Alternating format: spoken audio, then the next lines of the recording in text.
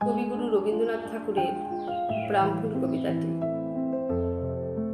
অন্ধকার বনচ্ছায়ে সরস্বতী তীরে অস্ত গেছে সন্ধ্যা সূর্য, আসিয়াছে ফিরে নিস্তব্ধ আশ্রম মাঝে ঋষিপুত্রগণ।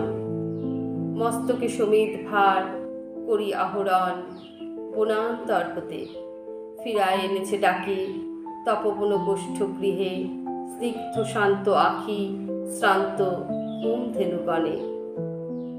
করি সমাপন সন্ধ্যা স্নান, সবে মিলে লয়েছে আসন গুরু গৌতমের খিরি কুটির প্রাঙ্গণে।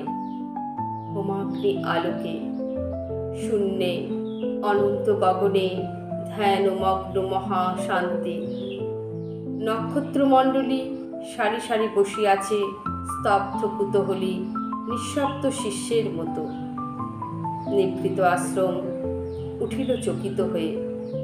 মহর্ষি গৌতম কহিলেন, বৎসগণ, ব্রহ্মবিদ্যা কহি কর অবধান।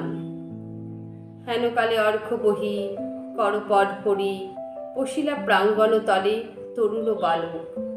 বন্দি ফল ও ফুল দলে ঋষির চরণ পদ্ম নমি ভক্তি ভরে কহিলা কোকিল কণ্ঠে সুধা স্নিগ্ধ স্বরে। ভগবান, ব্রহ্মবিদ্যা শিক্ষা অভিলাষী, আসিয়াছে দীক্ষা তরে কুশক্ষেত্র বাস।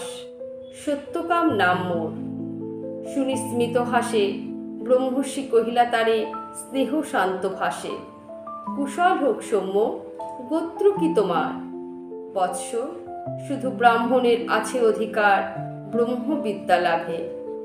বালক কহিলা ধীরে, ভগবান, গোত্র নাহি জানি, জননীরে সুধায় আসিব কল্য কর অনুমতি। এত কহি ঋষিপদে করিয়া প্রণতি গেলা চলি সত্যকাম ঘন অন্ধকার বনবিথি দিয়া।